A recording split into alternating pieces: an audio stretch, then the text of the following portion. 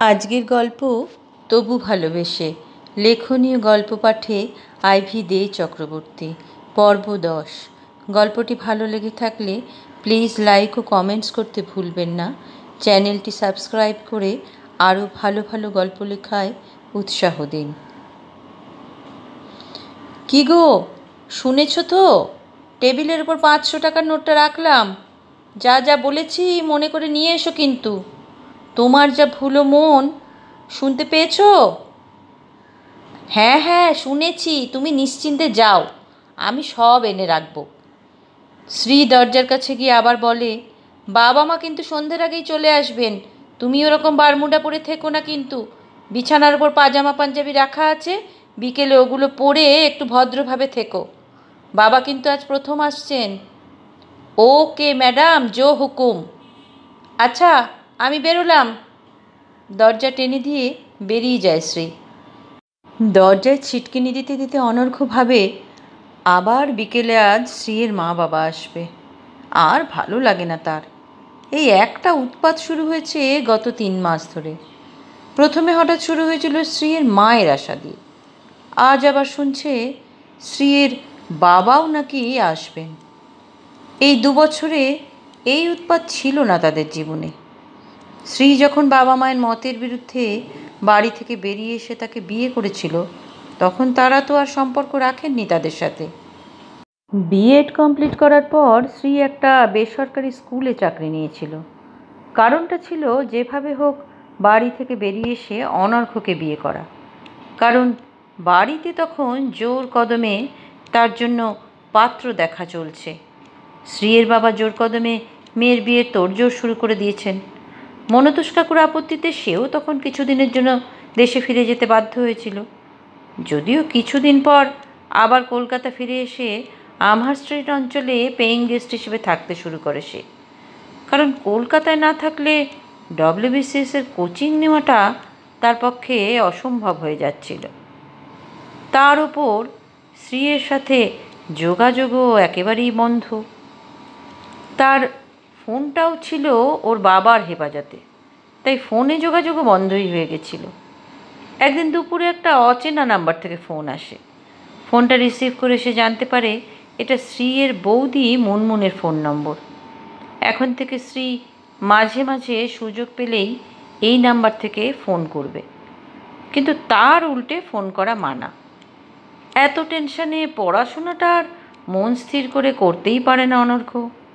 সেও হাপিত্তেশ করে বসে থাকে শ্রীয়ের একটা ফোন কলের অপেক্ষায়। তাও তো বাড়িতে সবাই থাকলে ফোন করা যাবে না। দুপুরে সবাই যখন দোকানে থাকে তখন যদি সুযোগ থাকে তো শ্রী 1-8 দিন সময় করে ফোন করে তাকে। এভাবে চলতে চলতে দুজনেই অতিষ্ঠ হয়ে যায় একেবারে। বিশেষ করে শ্রী। অনর্ঘ্যর সাথে দেখা না হওয়ায়, কথা না হওয়ায় তার তখন পাগল পাগল দশা। তার মধ্যে একদিন সময় করে সিটি সেন্টারে তাদের 1/2 ঘন্টার জন্য দেখা হয়েছিল। শ্রীয়ের বৌদি ফোন করে সেখানে তাকে অপেক্ষা করতে বলে। বৌদির সাথে শ্রী সেদিন এসেছিল পুজোর কেনাকাটা করতে। তখনই শ্রী তাকে বলে যে বাবা তার জন্য পাত্র ঠিক করে ফেলেছেন, তাই সে বাড়ি থেকে বেরিয়ে এসে অনর্ঘ্যর সাথে বিয়েটা সেরে ফেলতে চায়। অনর্ঘ্য তো শুনে প্রথমে হাঁ হয়ে গেছিল, তারপর আস্তে আস্তে বলে, কিন্তু শ্রী, আমি তো এখনও কোনো চাকরি বাকরি কিছু করি না। বিয়ে করার পরে সংসারটা কিভাবে চলবে? আমার বাবাও তো মেনে নেবে না যদি আমরা এভাবে বিয়ে করি। শ্রী তার কথাকে যথারীতি তুড়ি মেরে উড়িয়ে দিয়ে বলে, ওসব নিয়ে তোমাকে ভাবতে হবে না, ও আমি দেখে নেব। অনর্ঘ্য অবাক হয়ে গিয়ে বলে, তুমি বা দেখে নেবে কি করে? তোমারও তো কোনো চাকরি হয়নি এখনো। বিয়ে করে আমরা থাকবই বা কোথায়? আমার পিজিতে তো তোমাকে থাকতে দেবে না। শ্রী ওর মুখের সামনে হাত নাড়িয়ে বলে, অত সব ভাবতে হবে না তোমাকে, বলছি তো আমি দেখে নেব। আমি একটা বেসরকারি স্কুলে অ্যাপ্লাই করেছি। আশা করছি দিন 15-র মধ্যে একটা পজিটিভ কিছু জানতে পারবো। আশা করছি চাকরিটা হয়ে যাবে। তোমার আমার মধ্যে যে কোনো একজন রোজগার করলেই তো আমরা বিয়ে করতে পারবো। কিন্তু শ্রী। অনর্ঘ্যকে আর কিছু বলতে না দিয়ে শ্রী তার হাতে একটা মোবাইল নাম্বার লেখা কাগজ ধরিয়ে দিয়ে বলে, কাল পরশুর মধ্যে এই নাম্বারে ফোন করে কথা বলবে।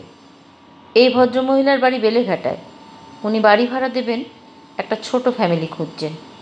তুমি বলবে সামনের মাস থেকে তুমি তোমার স্ত্রীকে নিয়ে থাকবে সেখানে। স্ত্রীকে নিয়ে সামনের মাস থেকে? কী সব বলছো বলো তো? অনর্ঘ্য এবার রীতিমতো ঘাবড়ে যায়। হ্যাঁ, আমার চাকরির খবরটা পেয়ে গেলেই সামনের মাসে আমরা তো বিয়ে করছি। অনর্ঘ্যর ঘাবড়ে যাওয়া মুখ দেখে এবার আসরে নামে স্ত্রীয়ের বৌদি মুনমুন। অনর্ঘ্যকে বুঝিয়ে বলে সে এর থেকে বেশি দেরি করলে আর কিছু করা যাবে না। ওর শ্বশুরমশাই ও দাদাদেরও যতটুকু চেনে ওরা ওর সম্বন্ধ প্রায় পাকা করে ফেলেছে। আর বেশি দেরি করলে এ জন্মে স্ত্রীকে পাওয়ার আশা দুরাশা হয়েই থেকে যাবে। স্ত্রীর চাকরিটা হয়ে যাওয়ার 1 মাস পরে অনর্ঘ্যর কিছু বন্ধুর উপস্থিতিতে ওদের রেজিস্ট্রি বিয়েটা হয়ে যায়। স্ত্রীর দিক থেকে দিশা, প্রতীক আর ওর বৌদি ছিল। ওর বৌদি যদিও 1/2 ঘন্টার বেশি উপস্থিত থাকতে পারেনি, কারণ ওর সাথে বৌদির ভাব বেশি হওয়ায় স্ত্রী বাড়ি থেকে উধাও হয়ে গেলে সন্দেহের তীরটা যে বৌদির দিকেই ঘুরে যেতে পারে সে আশঙ্কা ছিল। এভাবেই হঠাৎ করেই শুরু হয়ে গেছিল অনর্ঘ্য আর স্ত্রীর সংসার জীবন। আর এই তালেগোলে সেভাবে পড়াশুনো করতে না পারায়, অনর্ঘ্যর পরীক্ষা আশানুরূপ না হওয়ায় সেই বছর আর তার ভাগ্যে WBCS শিখে ছিঁড়ল না। অনর্ঘ্য খুব হতাশ হয়ে পড়েছিল, কিন্তু স্ত্রী আশা ছাড়েনি। সে জোর দিয়ে বলেছিল, আমি জানি তুমি সফল হবেই একদিন, তুমি আবার ভালোভাবে প্রিপারেশন নিয়ে পরীক্ষায় বসো। এই নিয়ে 2য় বছর সে WBCS পরীক্ষা দেবে। তাদের বিয়েও প্রায় 2 বছর হতে চলল। বেশ সুন্দর চলছিল তাদের সংসার। স্ত্রীর রোজগার খুব বেশি না হলেও সে সুন্দর করে সংসারটা চালিয়ে নেয়।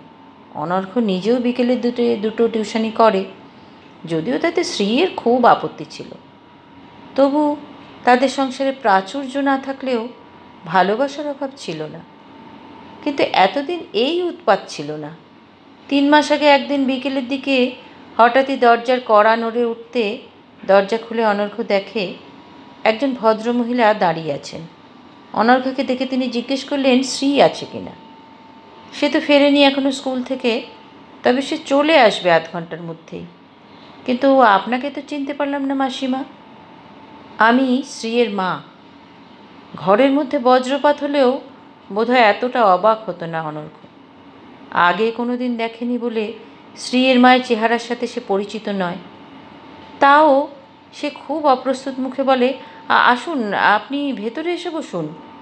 ভেতরে এসে শ্রীয়ের মাকে কোথায় বসতে দেবে, কি করবে ভেবে দিশেহারা হয়ে যায় অনর্ঘ্য।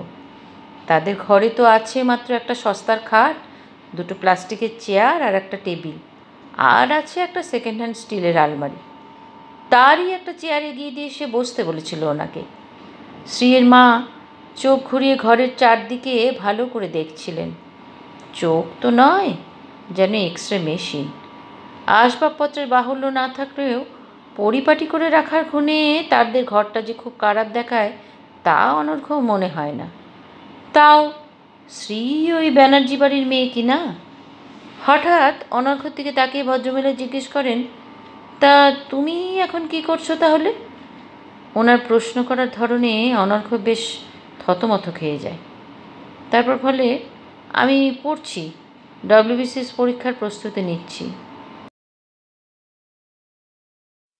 ও, তার মানে আমার মেয়ের ঘাড়ে বসেই খাচ্ছ, পড়ছো, ওর কষ্ট করে করা রোজগারের টাকায় ভালোই আছো, কি বলো?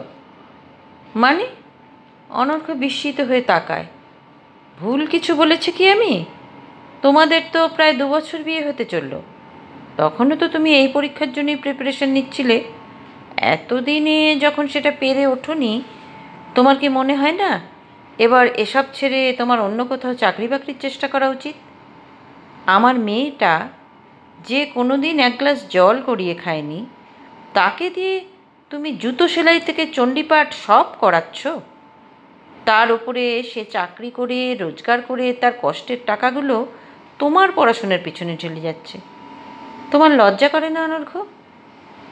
অনর্ঘ্য এতদিন এভাবে কখনো ভাবেনি, বরং সংসারের সাশ্রয়ের জন্য সে কখনো যদি বা দুটো টিউশনি এক্সট্রাও করতে চেয়েছে, তো শ্রী বাধা দিয়েছে, বলেছে ওই দুটো করছো ওটাই যথেষ্ট, এর থেকে বেশি কিছু তোমাকে করতে হবে না, তুমি শুধু মন দিয়ে পড়াশুনো করে পরীক্ষাটা ভালোভাবে দাও, বাকি সব আমিই সামলে নেব। আর শ্রী এর কথা মানেই বেদবাক্য, না হলেই কুরুক্ষেত্র বাঁধবে, তাই অনর্ঘ্য মেনে নিয়েছে। কিন্তু এই মুহূর্তে শ্রীয়ের মায়ের কথা শুনে সে উপলব্ধি করতে পারে সে সত্যিই কতটা অপদার্থ। সে বলতে যায়, কিন্তু আমি তো শ্রীয়ের ইচ্ছেতেই। এই সময় হঠাৎই শ্রীয়ের গলা শোনা যায় দরজার কাছে। কার সঙ্গে কথা বলছো অনর্ঘ্য? কে এসেছে? দরজা খোলা কেন? অনর্ঘ্য তাকিয়ে দেখে কথা বলতে বলতে শ্রী একেবারে ঘরের ভেতরে চলে এসেছে। চেয়ারে নিজের মাকে বসে থাকতে দেখে শ্রীয়ের মুখে যেন 1000 ওয়াটের আলো জ্বলে উঠল। মা, তুমি এখানে? এবারের ঠিকানা পেলে কোথায়?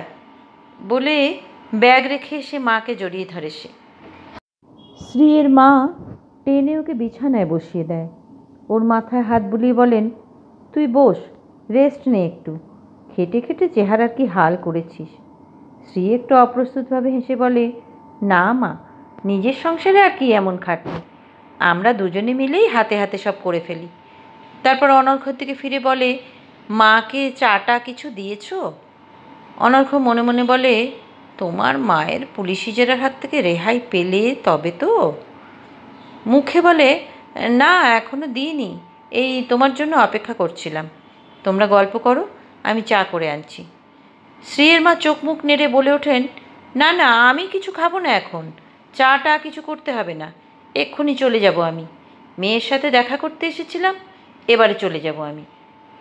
শ্রী জোর দিয়ে বলে, না অনর্ঘ্য, তুমি গিয়ে ভালো করে 3 কাপ চা করো, আর ঘরে মিষ্টি আছে না, সেটা প্লেটে করে মাকে দাও। আচ্ছা তুমি যাও, চাটা করো গিয়ে, আমি আসছি। তারপর মায়ের দিকে ফিরে বলে, জানো মা, অনর্ঘ্য কিন্তু দারুণ চা বানায়, তুমি আজ প্রথম এলে তোমার মেয়ের সংসারে, কিছু মুখে না দিয়ে চলে গেলে যে আমার সংসারের অকল্যাণ হবে মা।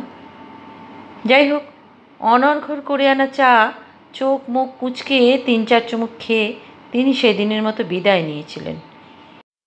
তবে সেদিন ওনার এই হঠাৎ আগমনে কিন্তু অনর্ঘ্য সিঁদুরে মেঘ দেখেছিল। তার মনে হয়েছিল এবার থেকে এই উৎপাত লেগেই থাকবে, আর তাদের শান্তির সংসারে অশান্তির বীজ বপন করতেই যেন ওই ভদ্রমহিলা সেদিন এসে উদয় হয়েছিলেন।